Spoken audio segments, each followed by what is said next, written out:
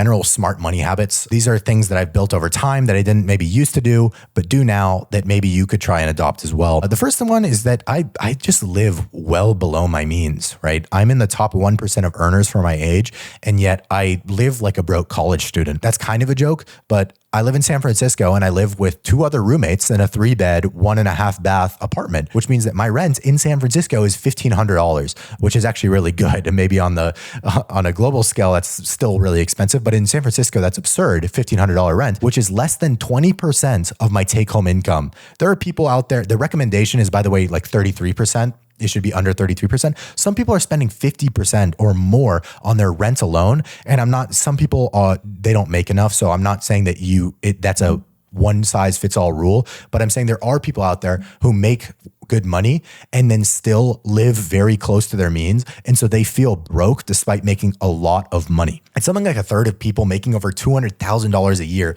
say that they're living paycheck to paycheck. That is absurd to me. That is absurd. And if you're taking care of a family, that's another thing, but I'm a single, I only have to take care of myself. And so I live well below my means. I live like a broke college student, and I don't spend my money on useless stuff, right? There's the concept of lifestyle creep, which means as you make more money, you start to spend more and more. I don't do that. So there are things that I refuse to spend my money on. I refuse to spend my money on Grubhub, Uber Eats, DoorDash, any kind of meal delivery service. You're oftentimes paying close to double what you would pay if you would just go into the establishment. I don't even have a car and I don't pay for these things. Yes, the convenience is nice, but a lot of people can't afford this stuff. And then they're Uber Eatsing McDonald's and it costs $50 to Uber Eats McDonald's. Ridiculous to me. Refuse to do it. The second one is designer clothing. I see it kind of like as the man in the car paradox, but I have never looked at somebody in Gucci, Versace and thought, wow, they're rich. You know, the largest consumer of designer clothes are actually the middle class and oftentimes people who can't afford it.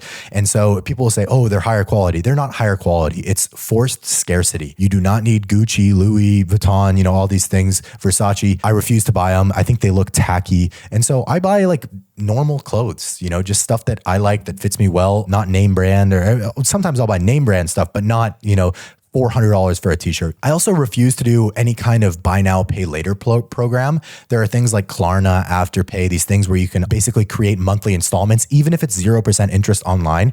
People will essentially go into debt to buy like dog food, which is ridiculous to me. And when I say go into debt, that just means that you owe money over time to someone as opposed to just buying it outright. Just buy it. If you can't afford it in full, in cash, on like when you're shopping online, then don't buy it, right? Don't do the 4 installments of $19.99 with 0 interest.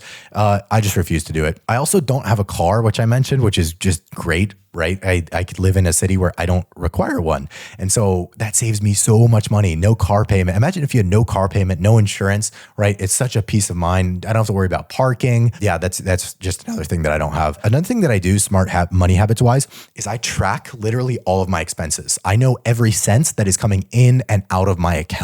And that helps me budget things because I don't actually have a budget, but I see where I'm spending all my money. If you're wondering how I track it, by the way, in my link with all my socials, I have my own expenses tracker that I created with steps on how to create it. But essentially it's just a little Google form, Google sheet. And that way I can categorize everything. So I see, oh, I spent this much on essential stuff, this much on food, this much on, you know, clothes and everything like that. And it makes me spend less, but also it gives me a really good idea of my burn rate. This has become even more important now that I started making money from social media because I need to know what's like a business expense and what's not. But even before that, tracking all my expenses, a lot of people don't even know how they're going into debt. They don't know where all their money's going. So if you have no idea, if you wake up and you're like, oh, my entire paycheck is gone and I don't even know how, start tracking your expenses, see where all that money's going. It's really important. The other thing is generally just teaching myself financial literacy. I mentioned that 3 years ago, I was basically financially illiterate. I didn't know anything. I didn't know how to invest in stocks. I didn't know all of these different types of accounts. I didn't know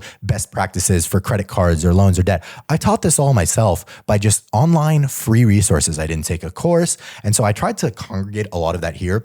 But point being, it seems complicated, right? There is an initial hump of going from nothing to learning something and then sort of, because you don't know what you don't know, right? So start doing that research on your own. Your future self will thank you so much. I wish it was taught in schools, but it's not.